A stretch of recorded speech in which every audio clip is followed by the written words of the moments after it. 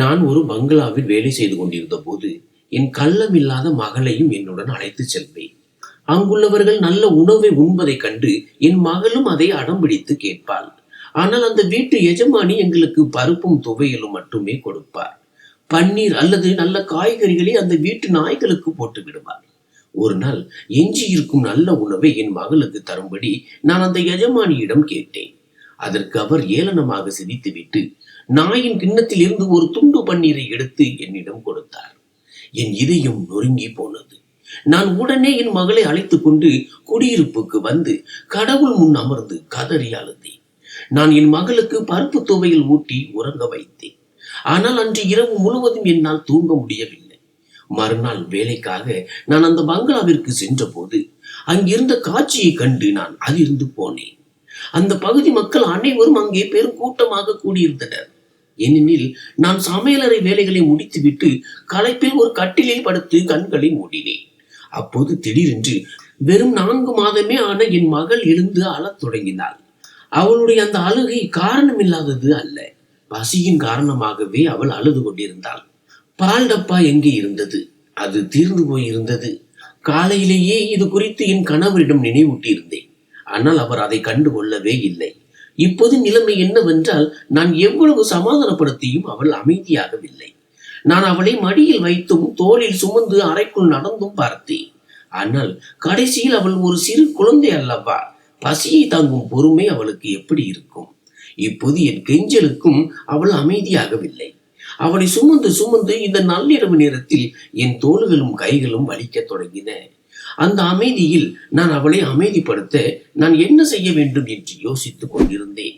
இந்த துயரத்தில் நான் இதையெல்லாம் யோசித்துக் கொண்டிருந்த போது திடீரென்று அடுத்த அறையில் படுத்துக்கொண்டு மொபைல் போனில் மூழ்கி இருந்த என் கணவர் கோபமான குரலில் சத்தமிட்டார். நீ செத்து போயிட்டியா? குழந்தை ஏன் இவ்வளவு அழுதுகிட்டே இருக்கு? தன் தேவைகளை நிறைவேற்றி கொண்ட பிறகு அவர் அந்த அறையை விட்டு சென்று விடுவார். குழந்தைக்காக நான் இரவு முழுவதும் விழித்திருந்தாலும் அவர் கவலைப்பட மாட்டார். அடுத்த அறையில் மிகவும் நிம்மதியாக உறங்குவார். என் புகுந்த வீடு மக்கள் நிறைந்த ஒரு வீடாக இருந்தது. அங்கு அதிகாலையிலிருந்தே இரவு 10 மணி வரை வேலை முடியவே முடியாது. நாள் முழுவதும் வேலை செய்து எனக்கு மூச்சு திணறும். வேலை முடிந்து தூங்குவதற்காக அறைக்கு வரும்போது குழந்தையின் வயிறு நிறைந்திருந்தாலும் பால் குடித்திருந்தாலும் அவள் என்னை நிம்மதியாக தூங்க விட மாட்டாள். அவளது உடல்நிலை காரணமாக இரவு நேரங்களில் அடிக்கடி அழுது கொண்டே இருப்பாள். என்னையும் எழுப்பி விடுவாள். இந்த தினசரி பிரச்சனைகளால் என் உடல்நிலை மோசமடைந்தது மட்டுமல்லாமல் நான் மிகவும் எரிச்சல் அடைபவளாகவும் மாறினேன். திருமணமாகி ஓராண்டுதான் ஆகிறது. ஆனால் இந்த ஒரு வருடத்தில் ஒரு நாள் கூட என்னால் மகிழ்ச்சியாக இருக்க முடியவில்லை. திருமண வாழ்க்கை ஓராண்டுக்குள்ளேயே என்னை அவ்வளவு சோர்வடைய செய்து விட்டது. சில நேரங்களில் நான் என் தைரியத்தை எல்லாம் இழந்து விட்டது போன்ற உணர்வு எனக்கு ஏற்படும். இப்போது நான் நைனாவை அமைதியாக இருக்கும்படி சொன்னேன். அவளை தூங்க வைக்க முயன்ற போது எனக்கும் தூக்கம் கண்களை சொருகியது. உடல் சோர்வினால் உடைந்து போயிருந்தது. ஆனால் நைனா அமைதியாக மறுத்தாள். எனக்கு கோபம் வர தொடங்கியது. ஆனால் அவளது அந்த அப்பாவியான முகத்தை பார்த்தபோது என் கோபம் நுரை போல அடங்கி போகும். பிறகு என் கையறு நிலையை நினைத்து நான் அழத் தொடங்குவேன். குழந்தை அழுகையை நிறுத்தாமல் இப்போது அழுகையின் வேகம் இன்னும் அதிகரித்த போது வேறு வழியின்றி நான் தயக்கத்துடன் குழந்தையை என் கணவரின் அறைக்கு அழைத்து சென்றேன். நான் அறைக்குள் வந்ததை அவர் கவனித்திருக்க வாய்ப்பில்லை. அவர் மொபைலில் மூழ்கியவாறு அப்படியே படுத்து கிடந்தார். நான் மெதுவாக, அஜய் கேளுங்கள், பால் முற்றிலும் தீர்ந்து விட்டது. உங்களால் பால் டப்பா வாங்க முடியாவிட்டாலும் பரவாயில்லை. சந்தையிலிருந்து குறைந்தபட்சம் சில்லறையாக கிடைக்கும் பாலையாவது வாங்கி வாருங்கள் என்று அழைத்தேன். இந்த நள்ளிரவு நேரத்தில் அவர் தூக்க கலக்கத்தில், ஏன் இதெல்லாம் உனக்கு முன்னாடியே ஞாபகம் வரலையா? இப்போ இந்த நள்ளிரவு நேரத்தில் நான் எங்கு போய் பால் வாங்குவேன் என்று கேட்டார். நான் சட்டென்று சொன்னேன், குழந்தை பசியோடு இருக்கிறாள் என்பது வெளிப்படையாக தெரிகிறது. காலையிலிருந்து பாலில் தண்ணீரை கலந்து கொடுத்து கொண்டிருக்கிறேன். அதனால் அவள் வயிறு நிறையவில்லை. அதனால் இப்போது ஏதாவது ஏற்பாடு செய்தே ஆக வேண்டும். எனக்குள் எழுந்த கோபத்தை அடக்கி கொண்டு குரலை மென்மையாக வைத்திருக்க முயன்றேன். ஆனால் உள்ளுக்குள் நான் மிகவும் குழப்பம் அடைந்தேன். அவர் மொபைலை ஓரமாக வைத்துவிட்டு என்னை பார்த்து சொன்னார், அதையெல்லாம் ஏன் நீ முன்னாடியே நினைவில் வைத்துக் கொள்ளவில்லை? இப்போது இந்த நள்ளிரவில் நான் எங்கே போவேன்? நான் சொன்னேன், காலையிலேயே உங்களிடம் சொல்லிவிட்டேன். நான் ஏற்கனவே சொன்னபோது சந்தை மூடி இருக்காது. ஆனால் இப்போது ஒரு முறை போய் வாருங்கள், அவர் புரிந்து கொள்வார் என்று என் இதயத்தில் ஒரு நம்பிக்கை இருந்தது. ஆனால் நான் ஏதோ பெரிய நகைச்சுவை செய்து விட்டது போல அவர் என்னை பார்த்து சிரிக்க ஆரம்பித்தார். உனக்கு என்ன அறிவு கெட்டு போச்சா? இந்த நள்ளிரவு நேரத்திலா நான் வெளியிலே போவேன் என்றார். நான் சொன்னேன், நீங்கள் வெளியே போகவில்லை என்றால் இந்த குழந்தை இரவு முழுவதும் பசியோடு அழுது கொண்டே இருக்க வேண்டுமா? அதற்கு அஜய், அதற்கு நான் என்ன செய்ய வேண்டும்? பால் முடிய போகிறது என்றால் நீ அல்லவா சரியான நேரத்தில் ஏற்பாடு செய்திருக்க வேண்டும் என்றார். அவர் குரலில் எரிச்சல் இன்னும் அதிகரித்தது. நான் அவரிடம் சொன்னேன், என்னால் எப்படி சரியான நேரத்தில் ஏற்பாடு செய்ய முடியும்? நீங்கள் பணம் கொடுத்தால் தானே நான் போய் வாங்கி வர முடியும். என் வார்த்தைகளை கேட்டதும் அவர் ஒரு நிமிடம் மௌனமானார். பிறகு கண்டிப்பான குரலில் சொன்னார், ஏன் எல்லாவற்றையும் என் தலைமையில் போடுகிறாய்? நீயாக ஏதாவது செய்ய வேண்டியதுதானே? நான் கேட்டேன், நானாக என்ன செய்ய வேண்டும் என்று நீங்களே சொல்லுங்கள். இதற்கு அவர் மீண்டும் கத்தினார், இங்கிருந்து போ, என் மூளையை தின்னாதே. நான் விடாமல் சொன்னேன், இல்லை, இன்று நீங்கள் சொல்லியே ஆக வேண்டும். நான் என்ன செய்ய வேண்டும்? வேலைக்கு செல்ல நீங்கள் என்னை விடுவதில்லை. இல்லை என்றால் ஒரு பால் டப்பாவுக்காக உங்களிடம் நான் கெஞ்ச வேண்டிய அவசியமே இருந்திருக்காது. வேலையா? அதுவும் நீயா? உன் முகத்தை பார்த்திருக்கிறாயா? உனக்கு யார் வேலை கொடுப்பார்கள்? உனக்கு என்ன தகுதி இருக்கிறது என்றார் அவர். நான் சொன்னேன், வேறொன்றும் முடியாவிட்டாலும் குறைந்தபட்சம் பெருக்கும் வேலையாவது செய்வேன், அவ்வளவுதான். இனி நம் குடும்பத்து பெண்கள் அடுத்தவர் வீட்டை பெருக்கப் போகிறார்களா? பிச்சைக்காரர்களான உங்கள் தரம் இதுதான் என்று கேலி செய்தார். ஒரு புறம் அவர் என்னை கிண்டல் செய்து கொண்டிருந்தார், மறுபுறம் குழந்தையின் அழுகுரல் எனக்கு பைத்தியம் பிடிக்க வைத்தது. இந்த வாக்குவாதத்தால் எந்த பலனும் கிடைக்கவில்லை. ஆனால் குழந்தையினால் நான் அவர் முன்னால் பேசித்தான் ஆக வேண்டியிருந்தது. என் கோபத்தை அடக்கிக் கொண்டு நான் மீண்டும் ஒரு முறை சொன்னேன், இன்று இவள் உங்கள் மகள். என் தேவைகளை பற்றி உங்களுக்கு கவலை இல்லை என்றால் பரவாயில்லை. ஆனால் உங்கள் மகளின் பொறுப்பையாவது சரியான நேரத்தில் நிறைவேற்றுங்கள். காலையிலேயே நான் உங்களிடம் சொல்லிவிட்டேன், ஆனால் நீங்கள் அதை கண்டுகொள்ளவே இல்லை. அதற்கு அவர் திமிராக சொன்னார், இல்லை, இதில் என் தவறு ஏதுமில்லை. இப்போது வெளியே செல்லும் மூடில் நான் இல்லை. அதனால் உன் அவசகுமுன முகத்தை எடுத்துக்கொண்டு இங்கிருந்து போ. அவர் வாயிலிருந்து வந்த இந்த வார்த்தைகளை கேட்டதும் எனக்குள் கோபம் கொழுந்து விட்டு இருந்தது. அஜய், நம் மகள் பசியோடு இருக்கிறாள். அவள் பசியால் அழுது கொண்டு இருக்கிறாள். நீங்களும் உங்கள் மூடு சரியாக இல்லை என்று உட்கார்ந்து இருக்கிறீர்கள். அலட்சியத்திற்கும் ஒரு எல்லை உண்டு. என் வார்த்தைகளை பொருட்படுத்தாமல் அவர் மீண்டும் மொபைலை எடுத்தார். அவருடைய அந்த இரக்கமற்ற தன்மையை கண்டு என் கண்களில் கண்ணீர் பெருகியது. பசியால் துடித்துக் கொண்டிருந்த என் மகளை பார்த்தபோது என் கையறு நிலை இன்னும் அதிகரித்தது. அவர் படுக்கையில் நிம்மதியாக படுத்துக்கொண்டு மொபைலில் மூழ்கி இருந்தார். என் மகளின் அழுகை, என் இயலாமை, என் கணவரின் அலட்சியம், இவை அனைத்தும் என்னை உள்ளுக்குள் சிதைத்தன. அவரது இந்த நடத்தை எனக்கு புதியதல்ல. ஆனால் இன்று என் பொறுமை எல்லை கடந்து விட்டது. நான் சொன்னேன், சரி, நீங்கள் வீட்டிலேயே இருங்கள், என்னிடம் பணம் கொடுங்கள், நானே வெளியே சென்று வாங்கி வருகிறேன். இதை கேட்டதும் அவர் எழுந்து உட்கார்ந்து என்னை வெறித்து பார்த்து, உனக்கு என்ன பைத்தியம் பிடிச்சிருக்கா என்று கேட்டார். நான் வெடித்தேன். ஆமாம், எனக்கு பைத்தியம் தான் பிடித்துள்ளது. ஏனென்றால் நீங்கள் தான் என்னை இப்படி ஆக்கினீர்கள். எனக்கோ அல்லது உங்கள் மகளுக்கோ நீங்கள் எந்த பொறுப்பையும் ஏற்பதில்லை. இது இன்னும் எவ்வளவு காலத்திற்கு நீடிக்கும்? நீங்கள் ஒழுங்காக வேலைக்கு சென்றிருந்தால் இன்று நம் நிலைமை இவ்வளவு மோசமாக இருந்திருக்காது. என் காட்டமான குரலை கேட்டு அவர் மிரண்டு போனார். என் அருகில் வந்து என் மணிக்கட்டை பலமாக முறுக்கி உருமினார். உனக்கு இவ்வளவு பேச தைரியம் இருந்தால் விடிந்ததும் உன் தாய் வீட்டுக்கே ஓடி போய்விடு. உன்னை போல வாயாடி பெண்களை எனக்கு பிடிக்காது. ஒரு நிமிடம் கூட என்னால் இதை பொறுத்து கொள்ள முடியாது. நானும் கோபத்துடன் உடைந்த குரலில் சொன்னேன், உங்களிடம் எதற்கும் பதில் இல்லாத போது என்னை அடித்தோ அல்லது தாய் வீட்டுக்கு அனுப்பி விடுவேன் என்று மிரட்டியோ என் வாயை அடைக்கிறீர்கள். ஆனால் நீங்கள் ஒருபோதும் உங்களை திருத்திக் கொள்ள முயற்சிப்பதில்லை. வாயை மூடு, கெட்ட குணம் கொண்டவளை. உன் நாடகம் எப்போது முடிவதே இல்லை. ஒரு பெண் குழந்தையை பெற்றெடுத்ததற்கு நீ என்ன பெரிய உபகாரம் செய்து விட்டாய் என்று இவ்வளவு நேரம் பேசுகிறாய். நைனா பிறந்ததிலிருந்தே அவருடைய இந்த வார்த்தைகள் என் இதயத்தை கிழித்துக் கொண்டிருந்தன. பெண் குழந்தை பிறந்ததற்காக அவர் என்னை எப்போதும் ஏளனம் செய்வார். அவருடைய அந்த வார்த்தைகள் என்னை உள்ளுக்குள் கொன்று கொண்டிருந்தன. இங்கிருந்து வெளியே போ, என்ன தொல்லை வந்து சேர்ந்ததோ தெரியவில்லை என்றார். நான் ஆத்திரத்துடன் சொன்னேன், உங்களால் பொறுப்புகளை ஏற்க முடியாவிட்டால் ஏன் திருமணம் செய்து கொண்டீர்கள்? இப்போது நாங்கள் உங்களுக்கு தொல்லையாக தெரிகிறோமா? எங்களை அவமானப்படுத்துகிறீர்களா? இதை கேட்டதும் அவர் ஆத்திரமடைந்து என் மேல் பாய்ந்தார். என் ஆடைகள் கிழிந்து போகும் அளவிற்கு என்னை அடித்து தூவைத்தார். பிறகு என்னை அறைக்கு வெளியே தள்ளிவிட்டு உள்ளே தாழ்பால் போட்டுக்கொண்டு மீண்டும் படுத்துக் கொண்டார். அந்த சத்தத்தை கேட்டு என் மகள் பயந்து போனாள். அவளுடைய நிலையை பார்த்து நான் அழத் தொடங்கினேன். நைனாவை என் மடியில் அள்ளி அணைத்துக் கொண்டு சத்தம் இல்லாமல் என் அறைக்கு சென்றேன். என் இதயத்தில் ஒரு பெரும் புயலே வீசிக்கொண்டிருந்தது. ஆனால் அந்த நேரத்தில் என் மகளை பற்றி மட்டுமே என்னால் நினைக்க முடிந்தது. நான் உடனே ஒரு துப்பட்டாவை எடுத்து என்னை நன்றாக போர்த்தி கொண்டு வீட்டை விட்டு வெளியே வந்தேன். நான் ஆரம்பத்தில் சொன்னது போல நான் ஒரு பெரிய கூட்டு குடும்பத்திற்கு தான் மருமகளாக வந்தேன். என் கணவர் என்னை அடித்துக் கொண்டிருந்த போது புகுந்த வீட்டில் ஒருவர் கூட என்னை காப்பாற்ற வரவில்லை. என் மாமியார், மாமனார், நாத்தனார், கொழுந்தன்கள் என அனைவரும் வீட்டில் தான் இருந்தார்கள். அவர்களுடைய அறைகளில் விளக்குகள் எரிந்து கொண்டிருந்தன. அதாவது அவர்கள் விழித்திருந்தார்கள். ஆனால் ஒருவர் கூட என் மகளின் தலையில் கை வைத்தோ அல்லது என்னை அணைத்துக் கொண்டோ தங்கள் மகன் செய்தது தவறு என்று எனக்கு உணர்த்தவில்லை. என் திருமண வாழ்க்கையில் நான் பல கொடுமைகளை மௌனமாக அனுபவித்தேன். என் பிறந்த வீட்டில் யாரிடமும் எதையும் சொன்னதில்லை. ஆனால் என் மகள் பிறந்த பிறகு என்னிடம் காட்டப்படும் இந்த மோசமான நடத்தை மற்றும் அநாகரிகமான செயல்களை தாங்குவது இப்போது கடினமாகிவிட்டது. இது என் மகளின் பசி குறித்த விஷயம்.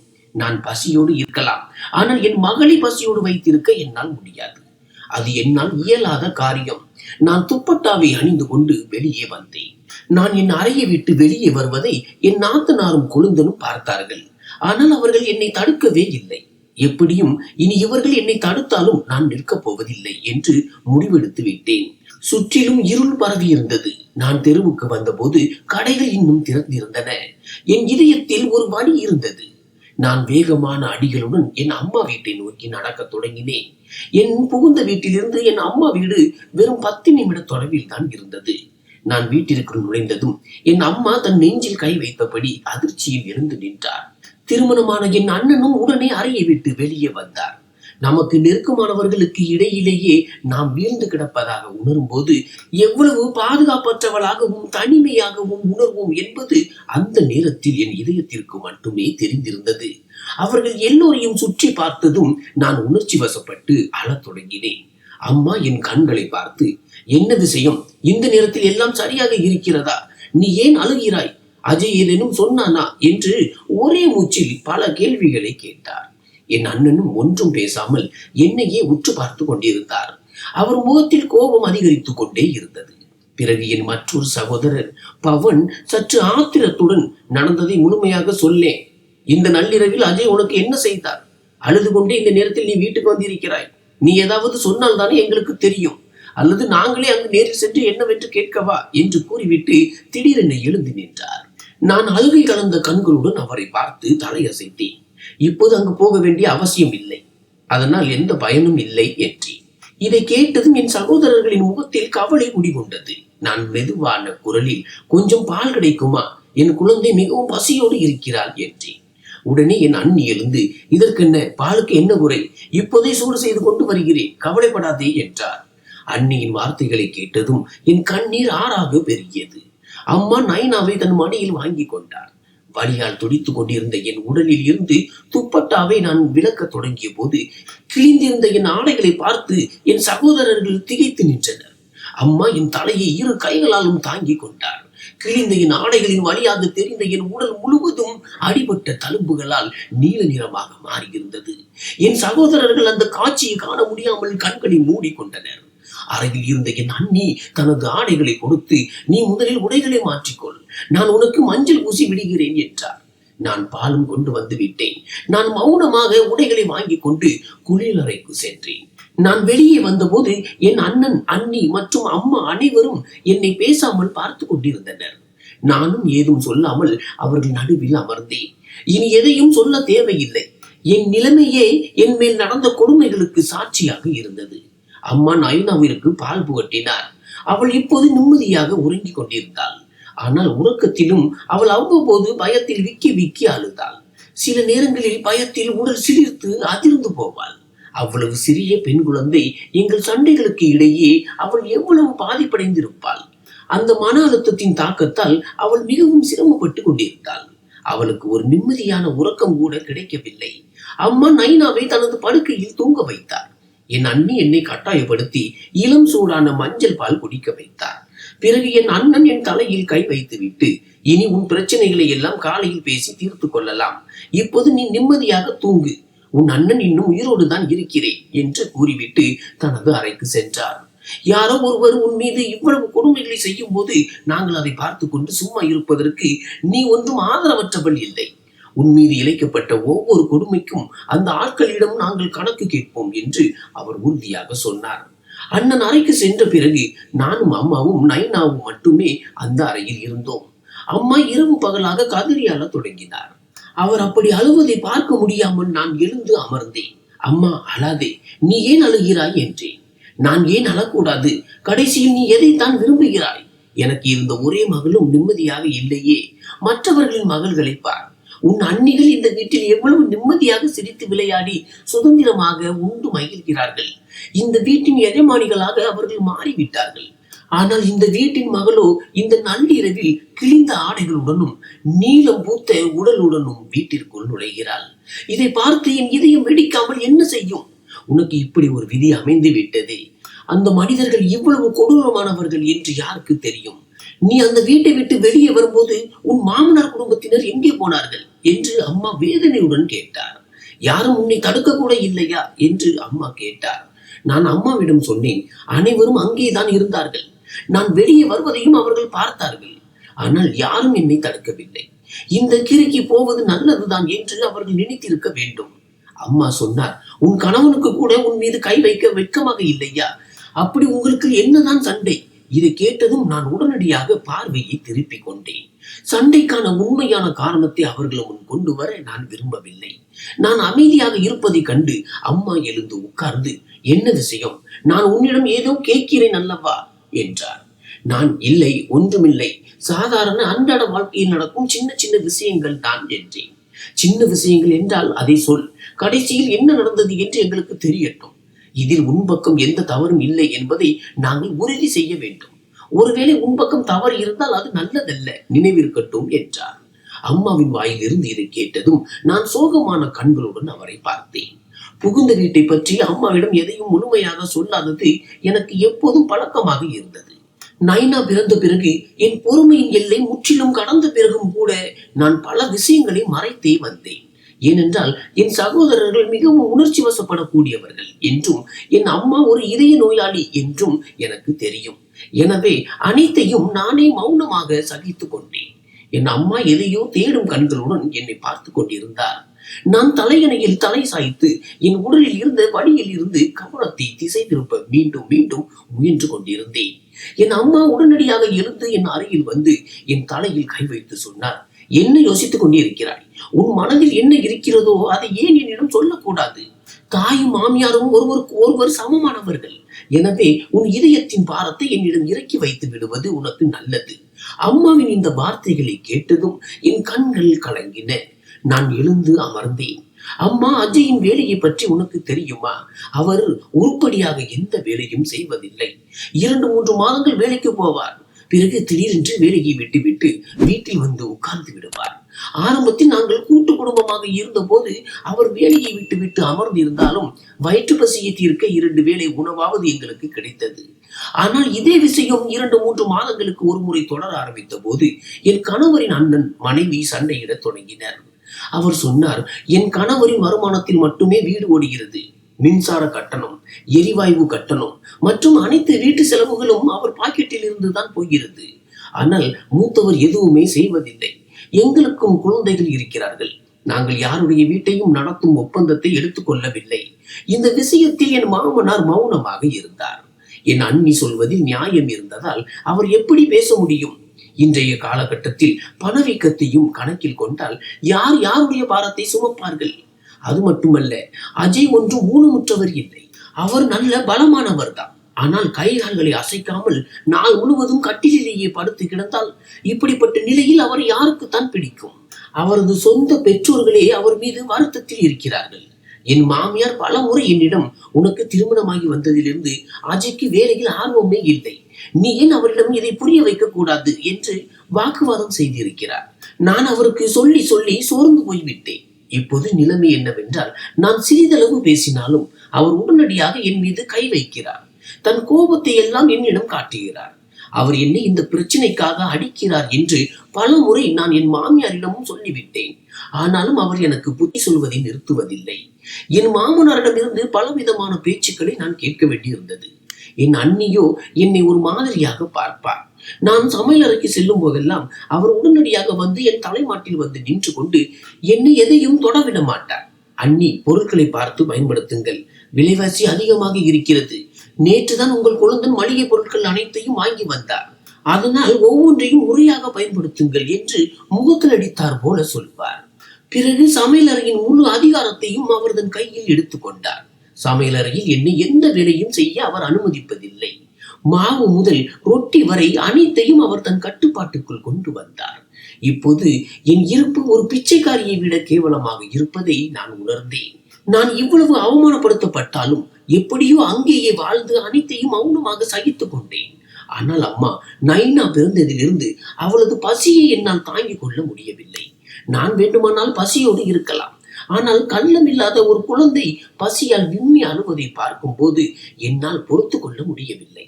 நைனாவுக்கு சில்லறையாக வாங்கும் பால் கொடுக்கிறோம் என்பது என் அன்னிக்கு தெரிந்ததிலிருந்தே நிலைமை மோசமானது.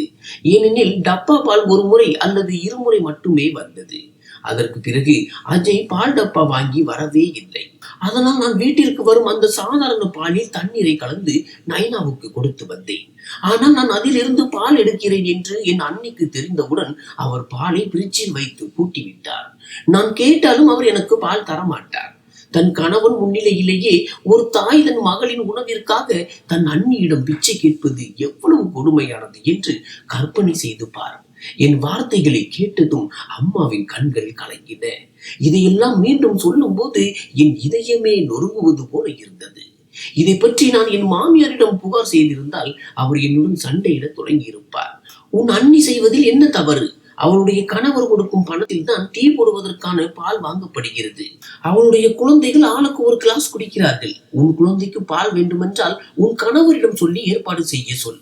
மின்சாரம், கேஸ் பில் மற்றும் வீட்டு செலவுகளுடன் இப்போது உன் மகளின் பால் செலவையும் அவரை சுமக்க வேண்டுமா? உன்னால் முடிந்தால் நீயே வாங்கிக்கொள் என்று கூறுவார். இதை கேட்டு நான் கவலையுடன் என் மாமியாரை பார்த்தேன். குறைந்தபட்சம் சொல்ல போனால் அவருடைய மகன் ₹1 கூட கொண்டு வருவதில்லை. ஆனால் அவர் என்னை இலவசமாக இவ்வளவு பேசுகிறார். ஒரு நாள் எனக்கும் அவருக்கும் இந்த விஷயத்தில் வாக்குவாதம் ஏற்பட்டது. என் மாமியார் ஆத்திரத்துடன் சொன்னார், நான் உங்களை தனி குடித்தனம் வைக்கிறேன். வீட்டின் முழு செலவையும் பார்க்க உங்களால் முடியாதுதான். ஆனால் உங்கள் செலவுகளை நீங்களே பார்த்துக் கொள்ளுங்கள்.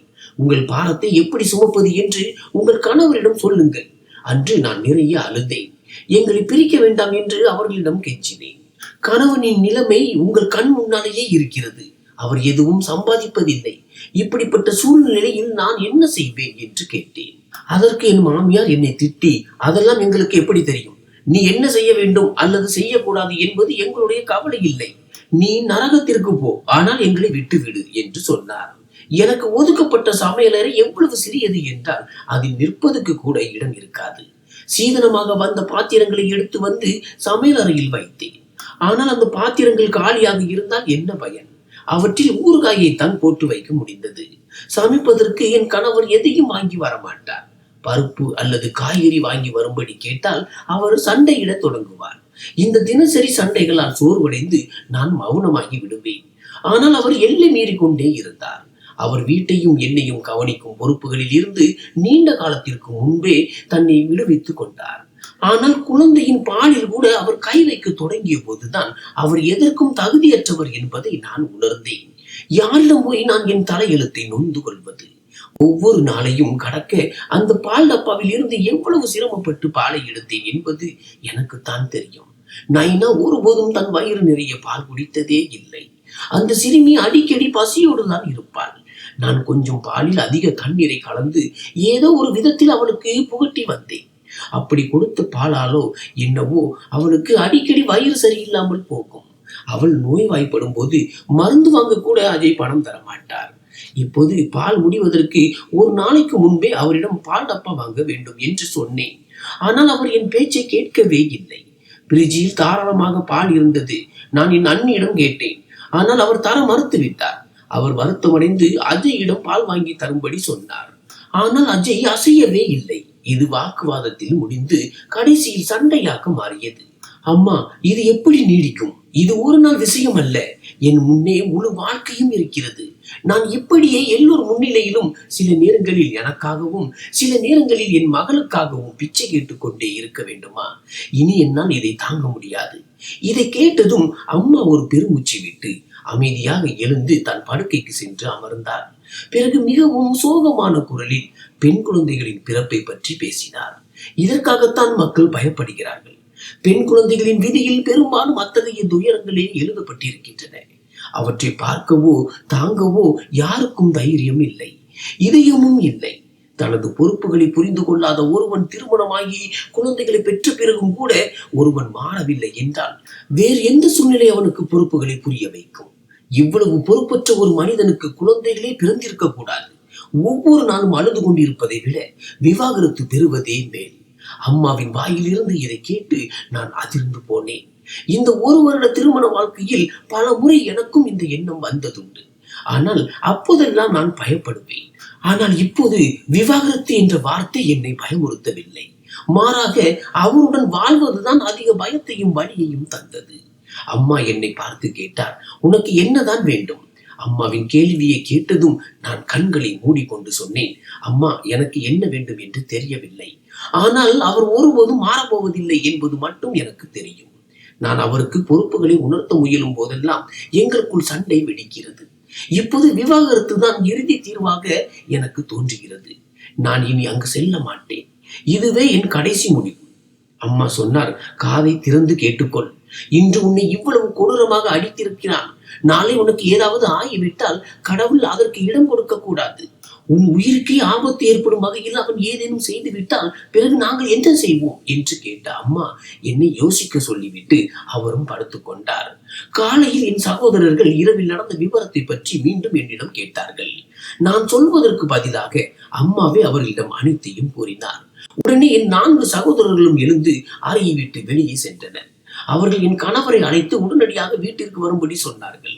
என் மனதுக்குள் நான் நினைத்தேன், அண்ணா, நீங்கள் வீணாக அவரை அழைக்கிறீர்கள். அவர் வரமாட்டார் என்று எனக்கு தெரியும். அதற்கு அம்மா, அவன் வரவில்லை என்றால் நாங்களே அவன் வீட்டிற்கு செல்வோம். எப்படியும் இதை பற்றி பேசியே ஆக வேண்டும் என்றார். இந்த விஷயத்தை இப்படியே விட்டுவிட முடியாது. ஒருவன் தன் மனைவியின் மீது கை வைக்கிறான் என்றால் அதில் மனைவியின் பக்கம் ஏதேனும் தவறு இருந்தால் கூட ஓரளவுக்கு புரிந்து கொள்ளலாம். ஆனால் நீ கேட்ட இந்த காரணத்திற்காக உன்னை அடித்திருக்கிறான் என்றால் அது மன்னிக்க முடியாதது. இதை கேட்டு நான் மௌனமானேன். ஆனால் சற்று நேரத்தில் என் கணவர் எங்கள் வீட்டிற்கு வந்ததை கண்டு நான் மிகவும் ஆச்சரியப்பட்டேன். அதே கோபமான முகம், அதே அதட்டும் குரல், அதே அந்நியமான பார்வை, இவற்றோடு அவர் எங்கள் வீட்டிற்குள் நுழைந்தார். தன் தவறை ஒப்புக்கொள்வதற்கு பதிலாக என் சகோதரர்களிடமே அவர்களின் வீட்டிலேயே வைத்து தவறாக பேசத் தொடங்கினார். என் சகோதரர்களும் ஆத்திரமடைந்து அவரிடம் சொன்னார்கள், உன்னை போன்ற ஒரு பொறுப்பற்ற மனிதனை எங்கள் வாழ்நாளில் நாங்கள் பார்த்ததே இல்லை. ஏதோ ஒரு நாள் நீ திருந்துவாய் என்ற நம்பிக்கையில் தான் நாங்கள் இதுவரை உன்னை பற்றி எதுவும் பேசாமல் இருந்தோம். ஆனால் இப்போது விஷயம் எங்கள் சகோதரியை பற்றி மட்டுமல்ல, எங்கள் மருமகளையும் பற்றியது. அவளுக்காகவாவது நீ ஏதாவது ஒரு வேலையை தேடிக்கொள்ள வேண்டும். இப்படியே இன்னும் எவ்வளவு காலம்தான் நீடிக்கப் போகிறது? ஆனால் அவரோ இதற்கு மாறாக என் சகோதரர்களை மிரட்டத் தொடங்கினார். மேலும் ஏளனமாக, உங்களுக்கு உங்கள் சகோதரி மீது அவ்வளவு அன்பு இருந்தால் அவளை நீங்களே உங்கள் வீட்டிலேயே வைத்துக் கொள்ள வேண்டியதுதானே என்று கேட்டார். ஏன் என் மேல் பாய்கிறீர்கள்? இதை கேட்டதும் என் சகோதரர்களுக்கு கோபம் தலைக்கேறியது. அவர்கள் ஆவேசமாக வந்து, உனக்கு இந்த அளவு கூட தகுதி இல்லை என்றால் நீ எதற்காக திருமணம் செய்து கொண்டாய்? நீ இவ்வளவு பெரிய உருப்படாத மனிதனாக இருப்பாய் என்று எங்களுக்கு எப்படி தெரியும் என்று கேட்டார்கள். இதில் என் கணவர் இன்னும் ஆத்திரமடைந்து என் அண்ணனின் சட்டை காலரை பிடித்தார். உடனே என் மற்ற சகோதரர்கள் அனைவரும் சேர்ந்து அவரை போட்டு பலமாக அடித்தார்கள். என் கணவர் அடிபடுவதை பார்த்து எனக்கு பரிதாபமோ அல்லது ஒரு மனைவியாக அவர் மீது இரக்கமோ வராதது இதுவே முதல் முறை. நேற்று இரவு அவர் என்னை எப்படி அடித்தாரோ அதே போல இன்று அவருடைய ஆடைகளும் கிழிந்திருந்தன. பிறகு அதே கோலத்தில் என் சகோதரர்கள் அவரை வீட்டை விட்டு வெளியே தள்ளினார்கள். இப்போது விஷயம் எல்லை மீறி போய்விட்டது. இது எந்த விதத்திலும் சரியாக போவதில்லை என்பது எனக்கு தெரியும். ஏனெனில் இந்த ஒரு வருடத்தில் நான் அஜயை பற்றி நன்றாக புரிந்து கொண்டேன். அவர் மிகவும் அலட்சியமானவர். ஒரு முறை அவர் மனதில் ஏதேனும் பதிந்து விட்டால் அது பனிக்கட்டி போல உறைந்து விடும். அவர் எதையும் அவ்வளவு சீக்கிரம் மறக்க மாட்டார். கண்டிப்பாக பழி வாங்குவார். இதற்கு முன்பு ஒருவேளை விவாகரத்து நடந்திருக்காது. ஆனால் இந்த சம்பவத்திற்கு பிறகு அது உறுதி என்று எனக்கு தெரிந்துவிட்டது. அவர் இன்று அல்லது நாளை எனக்கு விவாகரத்து பத்திரங்களை அனுப்பி விடுவார் என்றுதான் நான் நினைத்தேன். ஆனால் அது நடக்கவில்லை. 3 நாட்களுக்கு பிறகு அஜய் ஒரு சாலை விபத்தில் இறந்து விட்டார் என்ற செய்தி எனக்கு வந்தது. இந்த செய்தியை கேட்டதும் என் இதயம் முற்றிலும் மறத்து போய்விட்டது. எனக்கு மகிழ்ச்சியாகவும் இல்லை, அதே சமயம் துக்கமாகவும் இல்லை. என் கணவரின் விபத்து செய்தியை கேட்டபோது என் நிலைமை மிகவும் விசித்திரமாக இருந்தது. அவர் என் வாழ்க்கையை விட்டு நிரந்தரமாக சென்று விட்டார். இப்படிப்பட்ட ஒரு சூழ்நிலையில் நான் எப்படி நடந்து கொள்ள வேண்டும் என்றே எனக்கு புரியவில்லை. எனக்கு திருமண வாழ்க்கை ஒருபோதும் மகிழ்ச்சியானதாக இருந்ததில்லை. அவர் ஒரு விசித்திரமான மனிதர். அது ஒரு இரைச்சல் மிகுந்த வாழ்க்கையாக இருந்தது. ஆனால் அவர் இறந்த செய்தியை கேட்டவுடன் என் இதயத்தில் ஒரு விசித்திரமான அமைதி பரவியது. எனக்கு இப்போது என் புகுந்த வீட்டிற்கு செல்ல விருப்பம் இல்லை. ஆனால் நிலைமை கருதி செல்ல வேண்டியிருந்தது. அவர்கள் என்னிடம் எப்படி நடந்து கொள்வார்களோ என்ற பயம் எனக்குள் இருந்தது. அவர்கள் இவ்வளவு வெறுமையையும் ஏளனத்தையும் காட்டுவார்கள் என்று நான் நினைக்கவில்லை. என் மூளை அப்போது வேலை செய்யவே இல்லை. என் அம்மாவுடன் நான் வீட்டிற்குள் நுழைந்தவுடன் என் மாமியாரின் குளிர்ந்த மற்றும் குற்றம் சுமத்தும் கண்கள் என் இதயத்தில் அம்பாக பாய்ந்தன. ஒரு நிமிடம் கூட வீணாக்காமல் அவர் உடனடியாக சொன்னார், உன்னால் தான் என் மகன் இறந்தான். உன் சகோதரர்கள் அவனை வீட்டிற்கு அழைத்து இவ்வளவு அவமானப்படுத்தியதால் தான் அவன் தன் உயிரை மாய்த்து கொண்டான். அவருடைய வார்த்தைகள் என் இதயத்தை கிழிக்க தொடங்கின. என் கணவரின் இறப்பிற்கு அவர் என்னை பழி சுமத்தி கொண்டிருந்தார். என் சகோதரர்களின் தவறான நடத்தையை பற்றி அவர் வெளிப்படையாக பேசிக் கொண்டிருந்தார். அதை கேட்டு அங்கிருந்த உறவினர்கள் கூட காதுகளை பொத்தி கொண்டு என்னை முறைத்து பார்த்தார்கள். ஆனால் அவருடைய மகன் என்னை எப்படி தாக்கினான் என்பதையும், எப்படி வீட்டை விட்டு வெளியே தள்ளினான் என்பதையும் அவர் யாரிடமும் சொல்லவில்லை. அதன் விளைவாகத்தான் என் சகோதரர்கள் அப்படி நடந்து கொண்டார்கள் என்பதையும் அவர் மறைத்து விட்டார். அவர் மீண்டும் மீண்டும் தனது மகனின் புத்திசாலித்தனத்தை பற்றி பேசிக் கொண்டிருந்தார். எதிரே கார் வருவதை பார்த்தும் சாலையை கடக்கும் அளவிற்கு அவர் முட்டாள் அல்ல என்பது போல பேசினார். அவரது குரலில் அவ்வளவு விஷம் நிறைந்திருந்தது. அங்கேயே அமர்ந்திருப்பது எனக்கு நரகமாக இருந்தது. அந்த மனிதன் ஒருபோதும் என்னை மதிக்கவில்லை, எனக்கு ஒரு மனைவியின் அந்தஸ்தை வழங்கியதே இல்லை என்று உறக்க சொல்ல என் இதயம் துடித்தது. தன் மகள் பிறந்த போது கூட அவர் எந்த ஒரு விசேஷ மகிழ்ச்சியையும் அடையவில்லை. ஆனால் நான் மௌனமாக அவரது பாடையை பார்த்து கொண்டிருந்தேன். என் கண்களில் கண்ணீரும் இல்லை, விதவையான துக்கமும் என்னிடம் இல்லை. என் உணர்ச்சிகள் எப்போதோ இறந்து விட்டது போல தோன்றியது. இந்த இரக்கமற்ற திருமண வாழ்க்கையில் ஒரு வருடம் எப்படி ஓடியது என்பது என் இதயத்திற்கு மட்டுமே தெரியும். நைனா பிறந்த போது அந்த பிஞ்சு முகத்தை பார்த்தாவது அவர் மனம் மாறும் என்று நான் நம்பினேன். ஆனால் அவருக்கு அதை பற்றி எந்த கவலையும் இல்லை. குழந்தை பிறந்த செய்தியை கேட்டவுடன் அவர் என்னை மருத்துவமனையில் தனியாக விட்டு சென்றார். அந்த வழியை மறக்கவே முடியாது. ஆனால் அந்த மோசமான நினைவுகள் அனைத்தும் இப்போது அவரோடு முடிந்து விட்டன. அவரது இறுதி சடங்குகள் முடிந்து ஊர்வலம் கிளம்பிய உடனேயே என் அம்மா என்னை அங்கிருந்து தனது வீட்டிற்கு அழைத்து சென்றார். என் புகுந்த வீட்டார் என் சீதன பொருட்களை திருப்பி தரவும் இல்லை. எனக்கு எந்த மரியாதையும் அளிக்கவில்லை. என் சகோதரர்கள் அவர்களிடம் நியாயம் கேட்டார்கள்.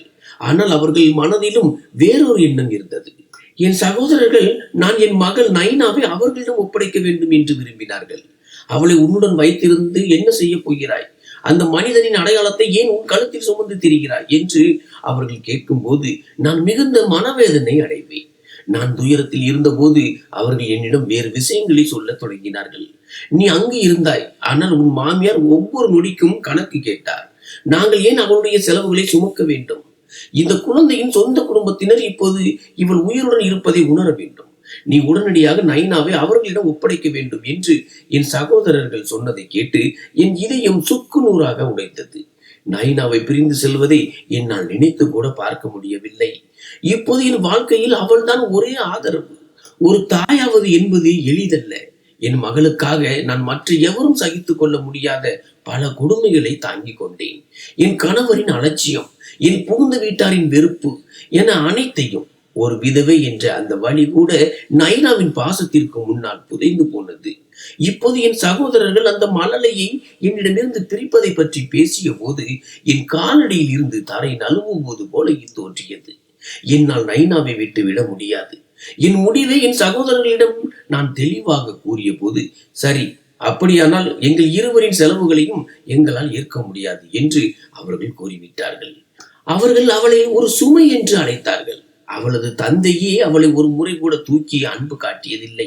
அப்படி இருக்கையில் அவளது வாழ்வு உரிமையை முதல் நாளிலிருந்தே பறிக்க நினைத்த அவளது புகுந்த வீட்டினர் அவளை எப்படி வளர்ப்பார்கள்?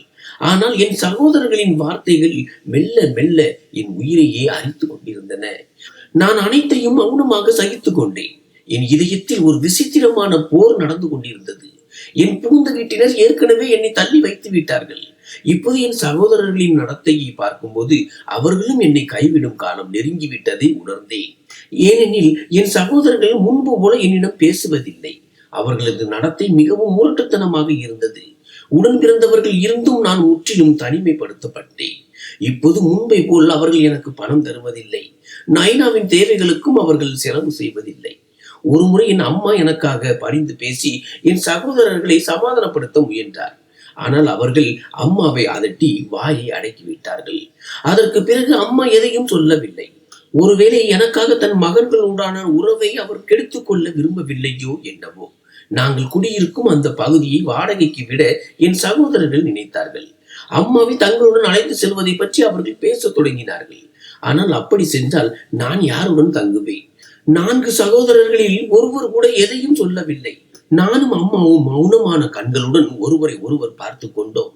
எனக்கு நன்றாக தெரிந்தது, இப்போது எனக்கும் அம்மாவுக்கும் இடையே ஒரு இடைவெளி வரப்போவது எனக்கு தெரிந்தது. ஏனெனில் அம்மாவால் என்னை தன்னுடன் வைத்திருக்க முடியாது. விரைவில் என் செலவுகள் ஒரு பெரிய பிரச்சனையாக உருவெடுக்கும். என் சகோதரர்கள் அம்மாவை தங்களுடன் அழைத்து சென்றனர்.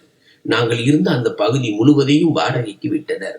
எனக்கு மட்டும் ஒரு சிறிய அறையை கொடுத்துவிட்டு என்னை தனியாக விட்டு சென்றனர். நான் வாழ்ந்தால் என்ன, செத்தால் என்ன? நான் உண்பதற்கு ஏதேனும் இருக்கிறதா அல்லது பசியோடு இருக்கிறேனா என்பது அவர்களுக்கு ஒரு பொருட்டாகவே இல்லை. இவர்கள் என்ன மாதிரியான சகோதரர்கள் என்று நான் வியந்தேன். என்னிடம் இப்போது ஒரு பைசா கூட இல்லை என்பது அவர்களுக்கு நன்றாக தெரியும். அப்படி இருந்தும் அவர்கள் எனக்கு ஒரு சிறிய தொகையை கொடுத்து உதவ கூட தயாராக இல்லை. ஒரு முறை நான் அம்மாவிடம் இது குறித்து சொன்னபோது அம்மாவும் தனது நிலையை நியாயப்படுத்தி பேசினார். உன் சகோதரர்கள் ஒரு முடிவை எடுத்துவிட்ட பிறகு நீ அதை மௌனமாக ஏற்றுக்கொண்டிருக்க வேண்டும். இப்போது என்னால் என்ன செய்ய முடியும் என்றார். இதை கேட்டதும் நான் மௌனமானேன். கள்ளமில்லாத என் குழந்தையுடன் இந்த பசி பயணத்தை மேற்கொள்வது எனக்கு எளிதாக இருக்கவில்லை. அவளை என்னால் விட்டு பிரியவும் முடியாது. அவளது பசியை பார்த்து கொண்டு சும்மா இருக்கவும் முடியாது. என் உறவுகள் அனைத்தையும் நான் சோதித்து பார்த்து விட்டேன். இந்த இக்கட்டான நேரத்தில் ஒருவர் கூட எனக்கு துணையாக நிற்கவில்லை. என் வாழ்க்கை பயணம் அவ்வளவு எளிதானது அல்ல என்பதும், என்னால் சும்மா அமர்ந்திருக்க முடியாது என்பதும் எனக்கு தெரியும். என் வாழ்க்கை சக்கரம் சுழல வேண்டுமானால் நான் கூடிய விரைவில் ஒரு வேலையை தேடியாக வேண்டும். நான் அதிகம் படிக்காதவள் என்பதால் ஒரு நல்ல வேலை கிடைக்கும் என்ற நம்பிக்கை எனக்கு இல்லை.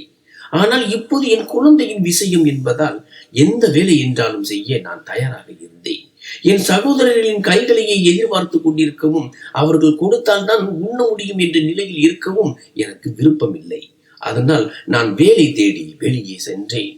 ஒரு பங்களாவில் எனக்கு வேலையும் கிடைத்தது. ஆனால் நைனாவை எங்கே விடுவது என்பதுதான் பெரிய பிரச்சனையாக இருந்தது. அவளை பார்த்து கொள்ளும்படி என் அம்மாவிடம் கேட்டேன். ஆனால் சகோதரர்களுக்கு பயந்து அவர் அதை தெல்ல தெளிவாக மறுத்துவிட்டார். நீ அவளை உன்னுடனேயே அழைத்து செல் என்று கூறிவிட்டார். நான் வேறு வழியின்றி என் கள்ளமில்லாத மகளை அந்த பங்களாவிற்கு என்னுடனேயே அழைத்து செல்ல வேண்டியிருந்தது. தினமும் வந்து போவது எனக்கு எளிதாக இருக்கவில்லை. அதனால் அந்த எஜமானி பங்களாவிற்குள்ளேயே இருந்த ஒரு பணியாளர் குடியிருப்பை கொடுத்தார். மெல்ல மெல்ல காலம் நகர்ந்தது. என் நைனா ஒரு நல்ல அறிவான குழந்தையாக வளர்ந்தாள். என்னை போல அவள் படிப்பற்றவளாக இருந்து விடக்கூடாது என்பதற்காக அவளை ஒரு பள்ளியிலும் சேர்த்தேன்.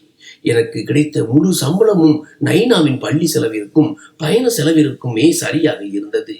அதனால் என் கை எப்போதும் போலவே பற்றாக்குறையுடன் தான் இருந்தது. அந்த பங்களாவில் இருந்த குழந்தைகளை நைனா பார்க்கும்போது அவள் மனதில் பல கேள்விகள் எழும். அவள் விவரமறியாத சிறுமிதான். ஆனாலும் அவளுடைய கண்களில் அந்த பணக்கார குழந்தைகளுடன் ஒப்பிடும்போது நாம் தாழ்ந்தவர்கள் என்ற உணர்வு பல முறை தெரிவதை நான் பார்த்திருக்கிறேன். பங்களாவில் உள்ள குழந்தைகள் எப்போதும் சுவையான உணவை உண்பார்கள், விலை உயர்ந்த ஆடைகளை அணிவார்கள், சில நேரங்களில் தொலைதூர இடங்களுக்கு சுற்றுலா செல்வார்கள். இதையெல்லாம் பார்த்தும் கேட்டும் நைனாவும் ஆசைப்படுவாள். ஒரு நாள் நாமும் ஒரு நல்ல வாழ்க்கையை வாழ்வோம் என்று அவளை எப்போதும் சமாதானப்படுத்துவேன். ஆனால் என் வார்த்தைகளை அவளுக்கு புரிய வைக்க என்னால் முடிந்ததில்லை. சில நேரங்களில் பங்களாவின் உணவு மேசையில் அடுக்கி வைக்கப்பட்டிருக்கும் உணவுகளை பார்த்துவிட்டு, அம்மா எனக்கும் இது வேண்டும் என்று நைனா அடம்பிடிப்பாள். அவளது இந்த சிறு ஆசைகளை கண்டு என் இதயம் நொறுங்கி போகும். ஆனால் அத்தகைய ஆடம்பரமான உணவை என் வீட்டில் சமைப்பதற்கு என் சம்பளம் போதுமானதாக இல்லை. ஒரு நாள் ஏன் நம் எஜமானியிடமே கேட்கக்கூடாது என்று எனக்கு தோன்றியது. மீதமுள்ள காய்கறி கூட்டை கொஞ்சம் கேட்டால் நைனாவும் மகிழ்ச்சி அடைவாள் என்று நினைத்தேன். ஒரு நாள் என் தைரியத்தை எல்லாம் திரட்டி எஜமானியிடம், அம்மா, மீதம் இருக்கும் காய்கறி ஏதேனும் இருந்தால் கொடுங்கள், நான் நைனாவுக்கு ஊட்டி விடுவேன் என்று சொன்னேன். ஆனால் எஜமானி தன் முகத்தை விகாரமாக வைத்துக் கொண்டு என்னை பார்த்தார். அந்த பெண் மகா கஞ்சத்தனமானவர். அவர் என் பேச்சை கேட்டு ஏளனமாக சிரித்துக் கொண்டே சொன்னார், காய்கறி எதுவும் இல்லை, துவையில் இருக்கிறது, வேண்டுமானால் எடுத்துக்கொள்.